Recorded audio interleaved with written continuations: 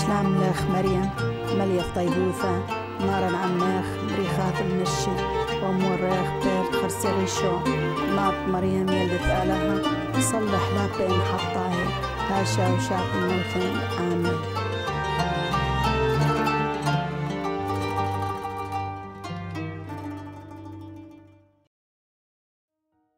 Pues mi nombre es Ana, yo soy madre de familia, tengo un niño, Luis, y estoy esperando a otra niña, Carmen, soy de 6 meses, y básicamente yo estudié en los Salesianos, de aquí de Alcalá de Guadaira, de Sevilla, y después pues el Señor puso en mi vida otra vocación, no solo la de los jóvenes, sino la de dar a conocer la realidad de los cristianos perseguidos. Y fue en la JMJ que hubo en Madrid cuando conocí a esta fundación que ayuda pastoralmente a la iglesia más necesitada y perseguida en los países de misión. Entonces vi la exposición, me quedé tocada y dije, esto no se conoce en mi pueblo, esto no se conoce en Sevilla, yo tengo que darlo a conocer. Y hoy en día pues soy la responsable regional de Andalucía. Intento dar a conocer esta realidad, difundiéndolo por parroquias, conventos, colegios, organizando vigilias de oración, visitando a conventos para que también recen por ellos y pidiendo que los cristianos estén informados, recen por ellos y se informen.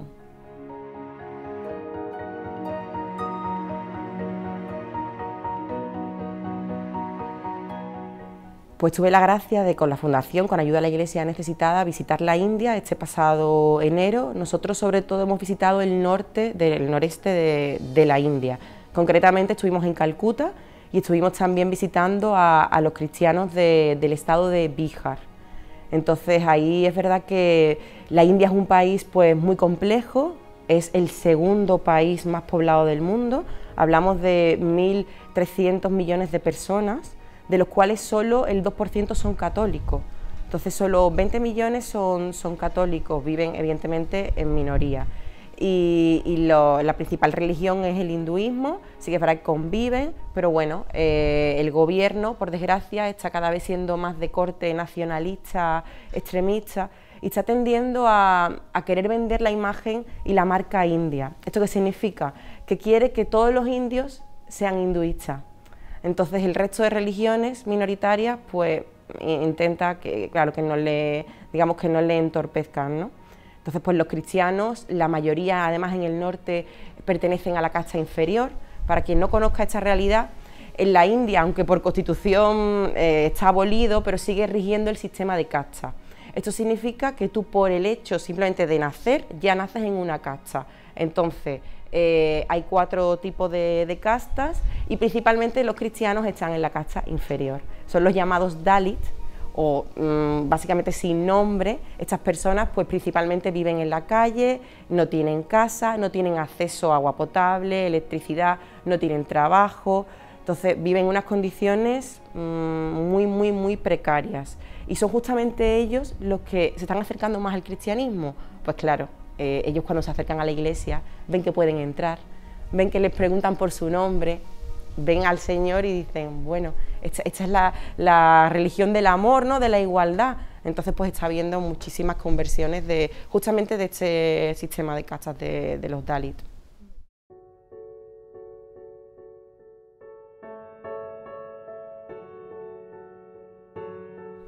Pues principalmente a la Iglesia Católica allí en India le vienen los ataques por parte de dos partes, diríamos. Del gobierno, pues como está implementando este nacionalismo extremista, está llevando a que los hinduistas más radicales pues justamente ataquen eso, a los cristianos, ¿no?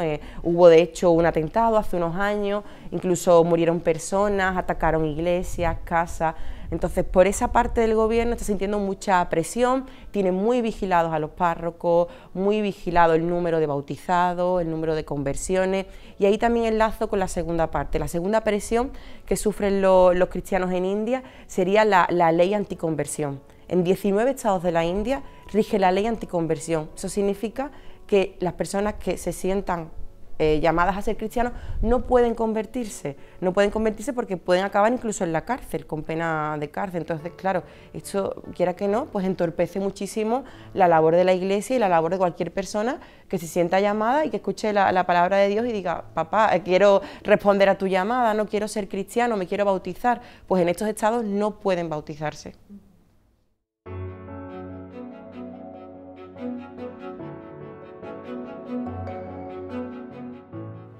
Pues como decía, ¿no? Es verdad que en esta parte del norte de la India, sobre todo en Orissa, los cristianos sí que sufrieron en 2008 un ataque directo de estos hinduistas radicales. Se está pidiendo la canonización por martirio de las personas que murieron, incluso violaron a una religiosa. Entonces ellos lo viven desde el perdón, desde la resignación de qué pasó y perdonan a sus vecinos porque evidentemente conviven, como hemos dicho al principio, el resto de sus vecinos, amigos, son hinduistas.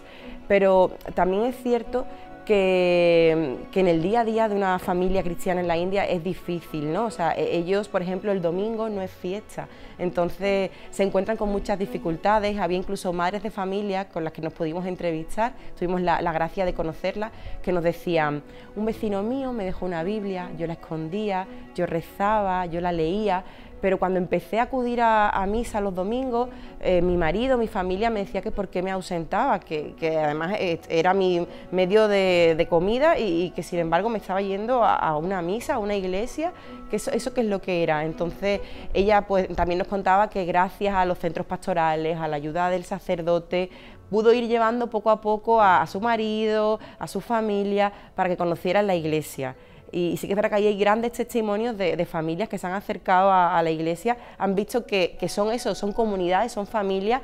Ya después hablaré de la Eucaristía, que vivir una Eucaristía en India es totalmente diferente que vivirlo aquí en España, pero que sienten al Señor, viven también la fe en comunidad, que es una cosa que los hinduistas no tienen, se sienten en igualdad, pues son Dalit, entonces se sienten que ahí están arropados por sus vecinos. Y encuentran en el Señor pues eso, el amor, la igualdad.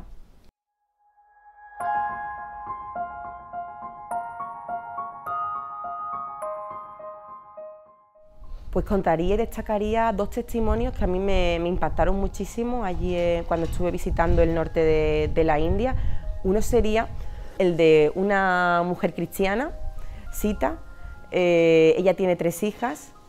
Y ella pues siempre había estado enferma, su marido no les daba de comer, no trabajaba, entonces empezó a empeorar y un día el marido pues acudió a sus vecinos, que gracias a Dios eran cristianos, y entonces pues empezaron a rezar por ella. El siguiente paso fue invitar a Sita, que mejoró, a que acudiese a la Eucaristía de los domingos, de las 9. Y ella acudió a la Eucaristía, habló con el sacerdote, salió de allí, ella decía que había visto el cielo en la tierra.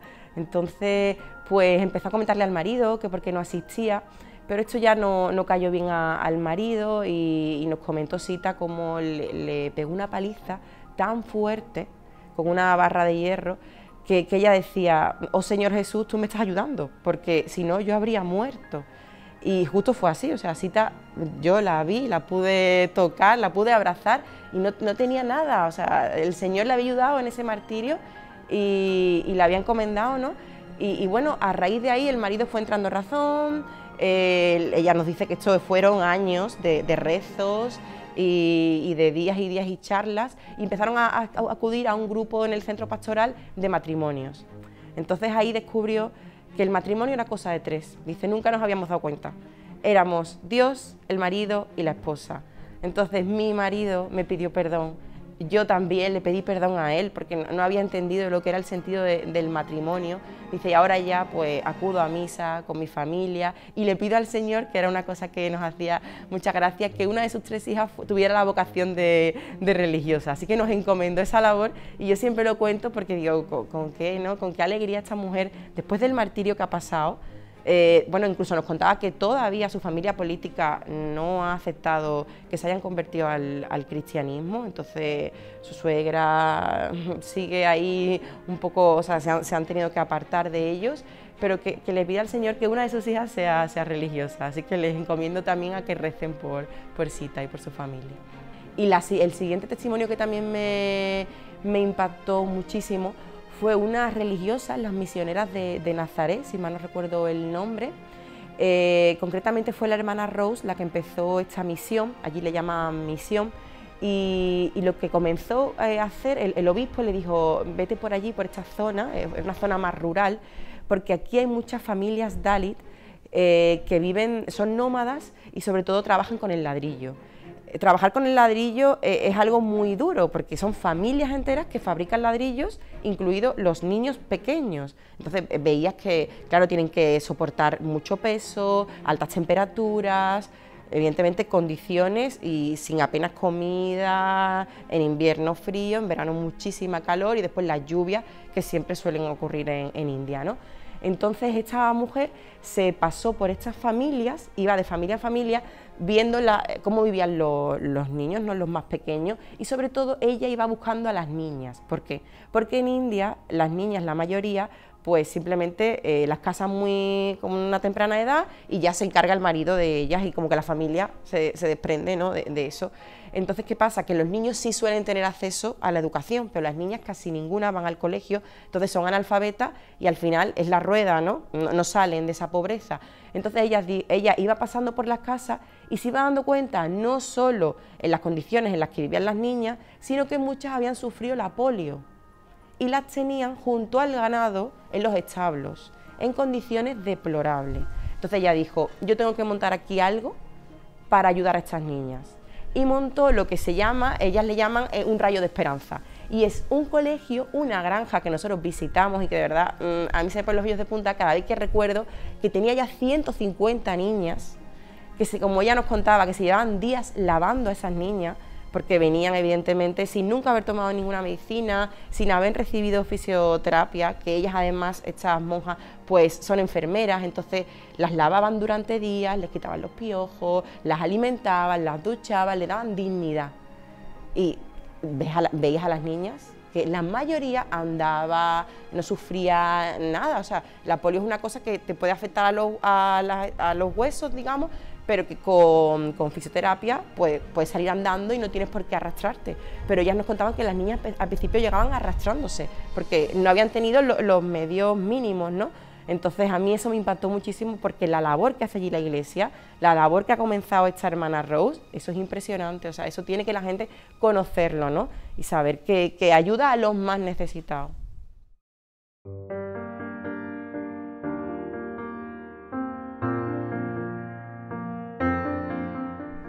Otro testimonio a destacar sería la labor tan grande que han hecho los sacerdotes allí en India. Lo que ha pasado es que el gobierno no deja ahora mismo actualmente entrar a misioneros extranjeros. Entonces la misma Conferencia Episcopal India pues hizo un llamamiento, porque en el sur de la India sí que es verdad que digamos que el cristianismo ha tenido, ¿no?, más facilidad para evangelizar. Además llegó con Santo Tomás, entonces ya lleva muchos más años. Entonces pues la Conferencia Episcopal, como decía, hizo un llamamiento y pidió a las religiosas y a los sacerdotes del sur que subieran al norte a evangelizar. Pero claro, ¿qué pasaba? Como nos decía el obispo del norte, algunos venían aquí con muy buena fe, pero duraban muy poquito, porque nos decían, es que estas condiciones son muy difíciles, aquí se vive con mucha precariedad y yo no puedo, o sea, no se veían capaces, ¿no? Entonces tuvimos la suerte de visitar a unos sacerdotes ya muy mayores, rondaban los 80, 90 años. Para una persona de la India esta edad es muy mayor, o sea, nosotros los veíamos muy bien, pero cuando nos decía el más mayor, yo tengo 92 años, o sea, para una persona de la India 92 años es muchísimo, ¿no? Y esa persona, o sea, ese sacerdote, la verdad que a mí no se me olvidará cómo contaba que él empezó fundando un colegio, las familias, como he contado antes, solo llevaban a los chicos, entonces él empezó a ver ahí que podía ayudar también a las niñas y dijo, vamos a ver, a la madre y al padre cuando le traían al niño le decía, no, tú tienes más hijos, ¿verdad? Y la madre le decía, sí, tengo 2 niñas, pero las tengo en casa, me están ayudando, pues hasta que no me traigas a la niña, por lo menos a una de ellas, no te voy a inscribir al niño. decía, entonces, ahora me da mucha alegría porque las veo que se han casado, pero que han mejorado un poquito su vida, que ya saben un poco también el tema de economía, ¿no? A valerse, porque la mujer allí en India es la que suele sostener la casa, también trabaja, cuida a los niños. Entonces él decía, yo me veo ya y agradezco la labor que he hecho con las niñas, porque aunque haya podido inscribir solo a 50 niñas, me doy por satisfecho, porque era algo muy difícil en esa época, ¿no? Y bueno, los pobres nos decían, ya no valemos para nada, y nosotros, bueno, padre, pero por lo menos pueden confesar y dar la Eucaristía, ¿no? Pero con qué trabajo, con qué amor lo habían hecho estos sacerdotes mayores y habían dado su vida en unas condiciones tan difíciles, ¿no? Como era al principio evangelizar en una tierra donde todos eran hinduistas y la minoría eran católicos.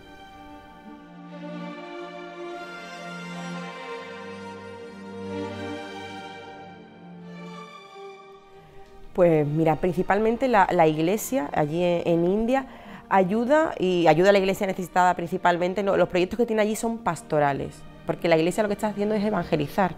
En el norte no lleva más de 60 años evangelizando, por tanto es una iglesia hecha en misión, ¿no? Nosotros llamamos la iglesia en misión. ¿Por qué? Porque necesita pues construir iglesias, encuentra muchísimas trabas a la hora de construir iglesias, no se les puede llamar iglesia, o sea, cuando piden permiso no pueden decir al gobierno que van a construir una iglesia, entonces necesitan financiación. Pues nosotros apoyamos esos proyectos justo que lo que van a hacer es construir iglesias, construir conventos, porque primero construyen la iglesia, después construyen el convento, ya siguen con el colegio, la casa para que los niños, lo que sería el internado, para que los niños y las niñas puedan ir, porque las distancias son muy largas, y seguimos esa parte de evangelizar y formamos. También tenemos que formar a estos cristianos, que cada día son más, pero que no han tenido formación ninguna, pues distribuyendo material catequético, formando a catequistas, y un poco esa es la labor principal ahora mismo, la de evangelizar y ayudar en esa evangelización.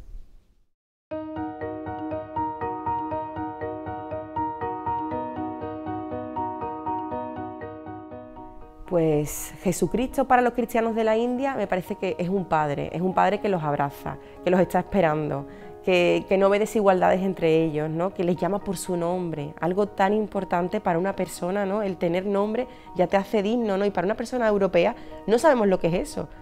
Nacemos con un nombre, ¿no? Yo a Carmen ya le llamo Carmen y todavía no ha nacido, pero sin embargo allí nos acercábamos a los niños y los niños, la primera reacción es agacharse, o sea, no están acostumbrados a que les mires, a que les preguntes cómo están.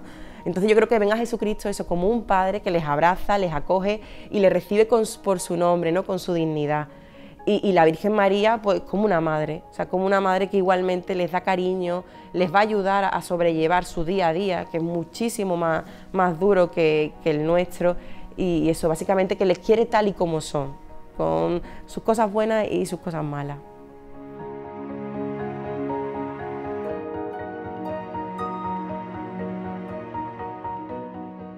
Pues los cristianos de la India viven la Eucaristía primero con muchas ganas, o sea, porque ellos se quitan de sus tareas diarias, como he dicho antes, el domingo para ellos no es un día santo, no es un día de fiesta, entonces tienen que quitarse de sus tareas de trabajo, de colegio, de lo que estén haciendo y salir corriendo a misa.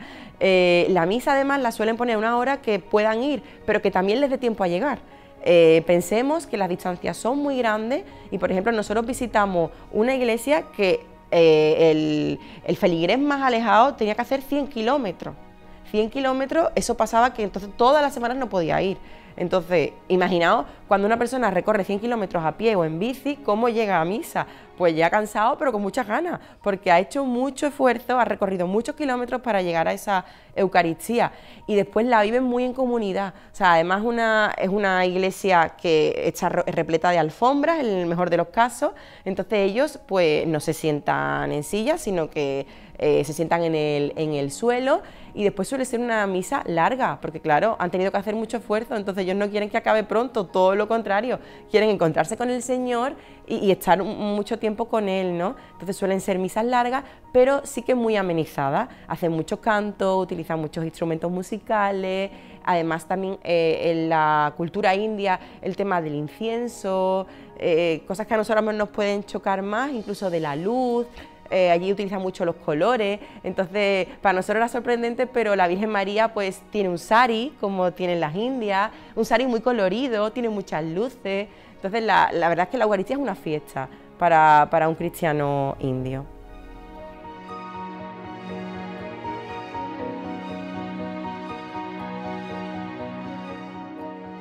Pues pregunta difícil. Yo diría que porque tienen al Señor de su lado, simple y llanamente. O sea, una persona que no ha conocido a Dios, pero que lo conoce, ¿no?, ahora ya en su vida, pues, y eso, y ve que el Señor le da la alegría, como decía esta mujercita, ella ya estaba viendo el cielo en la tierra. Pues qué bendición, ¿no?, qué gracia, que el Señor llega a los más sencillos, a los más humildes, a cita que a lo mejor no sabía ni leer apenas, pues estaba tocada por la fe y ya vivió una gracia, ¿no?, que el Señor le acogiera durante esa paliza, no le pasase nada. Pues yo pienso que lo viven eso, con total alegría, gracia, y que son tocados por eso, por el Señor justamente.